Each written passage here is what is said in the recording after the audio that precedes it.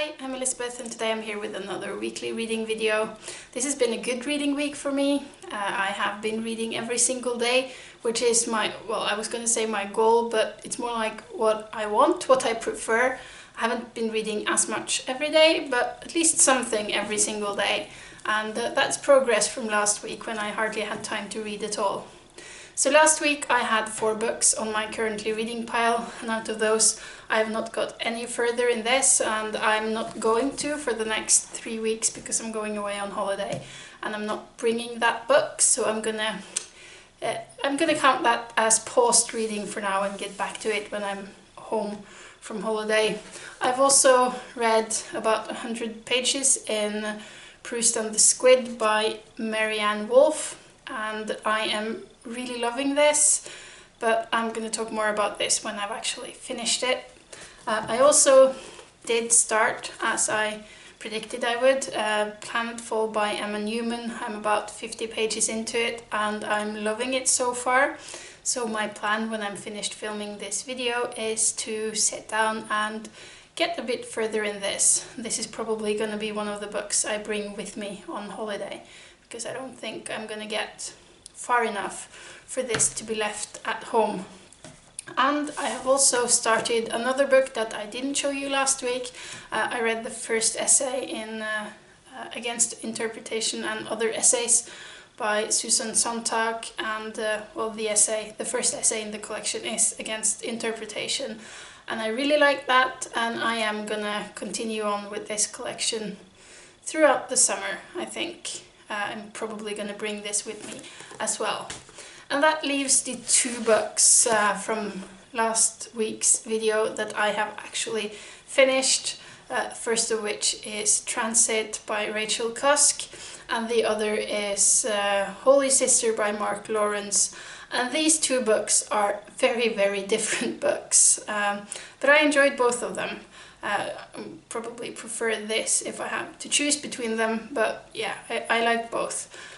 Transit is the second book in a trilogy. It starts with Outline and it ends with Kudos, and I'm definitely going to be looking for Kudos when I get to London so I can finish this trilogy this summer, because I'm really enjoying this. As plot goes, there really isn't any in these books. We follow a woman who has recently been divorced, and in Transit she is moving into an apartment in London. And this apartment is not in very good condition. She hires contractors to make improvements, and as far as plot goes, that's about it. There's not much else happening, and you don't even get to see or hear about the finished result, so you can't really call that a plot. In fact, I would probably argue that this book feels more like some very closely connected short stories than it actually feels like a novel. And each chapter is centered around one specific conversation that this woman is having with someone, lots of people she's meeting in her life, like the contractor and her neighbors, and a student she's tutoring, and other writers she's meeting at a festival, and people in the group she teaches, and her cousin at a dinner party and stuff like that. And for each conversation you get the conversation itself, you get descriptions of the surroundings and detailed descriptions of the physical appearance of the person she's talking to.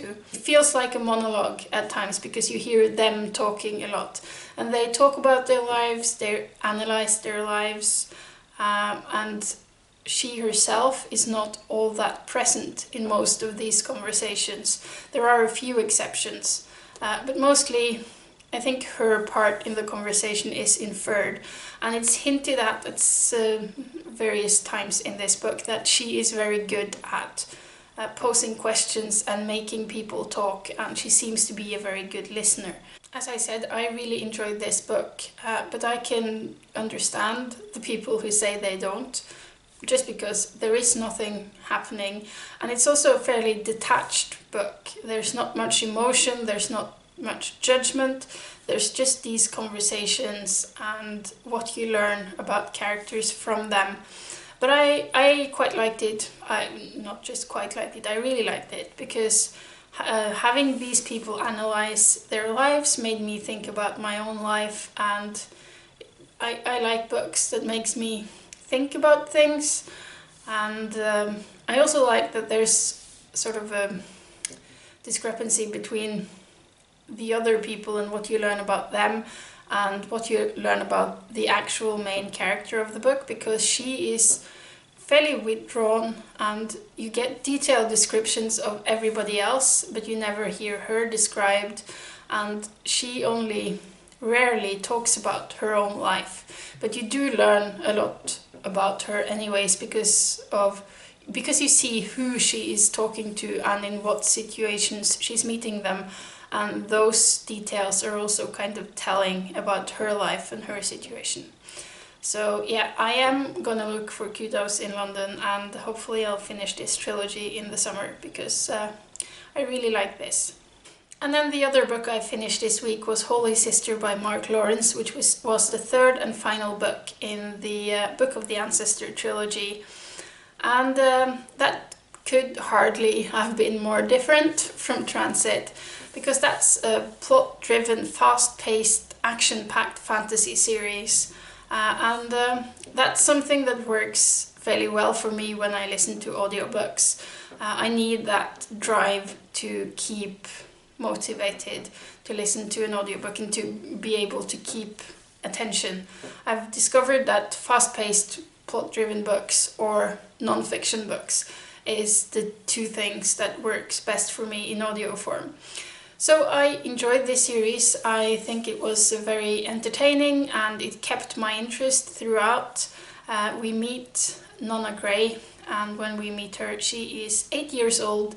She is condemned to death because she has killed a man by slitting his throat, and she is saved from the gallows by an abbess from the Sweet Mercy convent, and she is enrolled as a novice in this convent.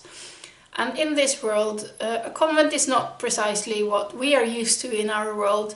The nuns are in fact the elite forces of the emperor in this realm, and you get tutored in various things, and at the end you get to choose between 4 classes of nuns, what kind of nun you want to be. So you have Red Sisters, which are specialized in martial arts, and you have Grey Sisters, which are more like assassins. They are trained in poisoning and subterfuge and sneaking about.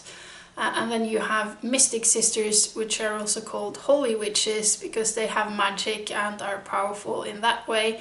And then finally you have Holy Sisters, which are more what we would consider a nun to be. They are pious and dedicated to prayer and worship of the ancestor. But all of them have to pass the test for all of the others to become a nun. So all nuns have gone through rigorous training in all of these areas. And we follow Nonna and her fellow novices during the years of training. And Nonna has sort of an exceptional start because of the way she came to the convent.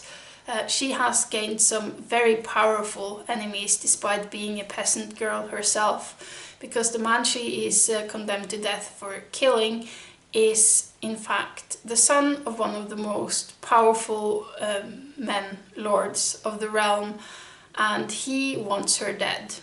And that kind of kicks off everything in this story. And then eventually there will also be bigger political drama surrounding both Nonna and the other characters in this story. But that's mostly in the second and third novel that came into play. So as I said, I quite enjoyed this. I found it entertaining. I think I gave all of the books 3 stars on Goodreads, which for me means it was books that I enjoyed. But they were not my favorites because I had some reservations with them. Most of them have to do with personal taste, I'll admit. Because even though I like my books to be fast-paced and action-packed, sometimes it can get a bit too much. And these books at times for me felt like they were video games. You have an end goal in sight, and then you just have obstacle, and then you get past that obstacle, and there's a new obstacle, and you get past that one, and the obstacles keep getting bigger and bigger, and in the end you're supposed to fight the big bad of the book, sort of,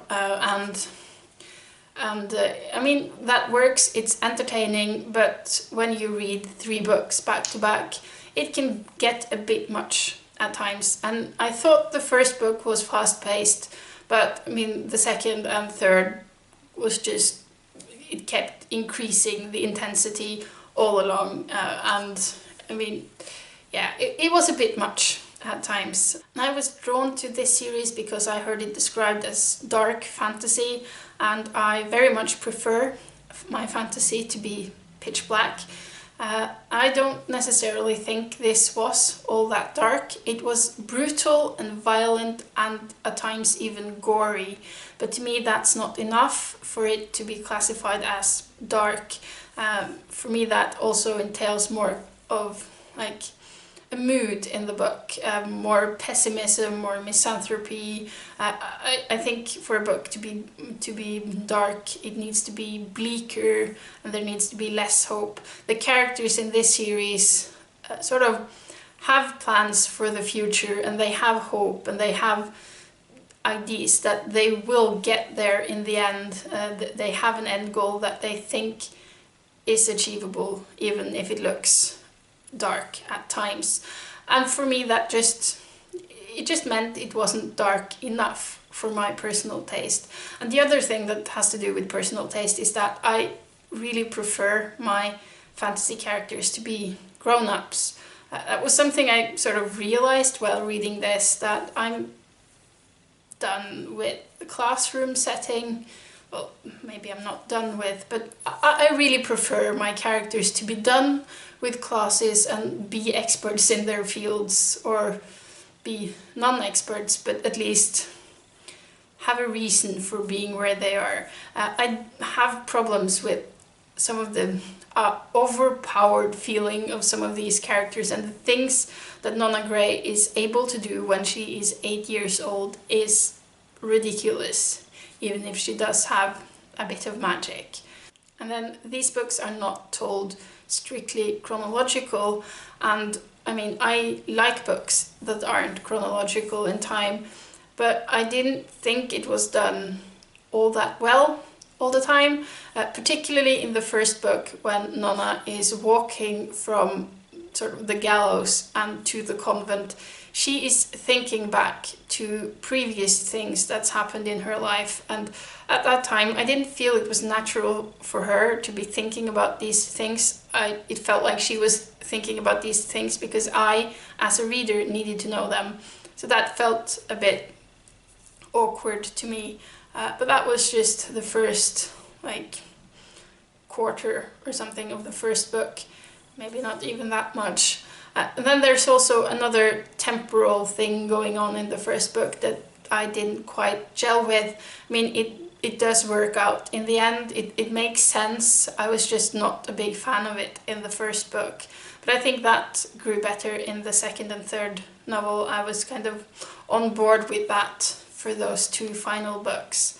But yeah, overall I was entertained, and if you like fast-paced, action-packed fantasy novels with kick-ass nuns and lots of female characters, and don't mind a bit of gory violence, this is a series that I would recommend you check out.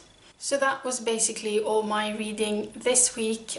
Next week I really haven't decided what I'm going to do yet, because on Tuesday I'm going to London and I will be there for almost 3 weeks, and I haven't quite decided what I want to bring yet, because I know that when I go to London I will be buying books again, and my plan is to buy books that I want to read and then read them right away while I'm there.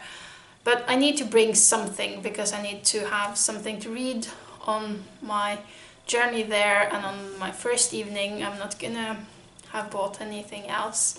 And I have a bunch of books now that I have started. So, I mean, either of these 3 I might bring all three. I might finish one of them off before I leave. I'm not quite sure. I have the rest of this evening and I have tomorrow, which I need to do a bit of work tomorrow as well, and I need to pack.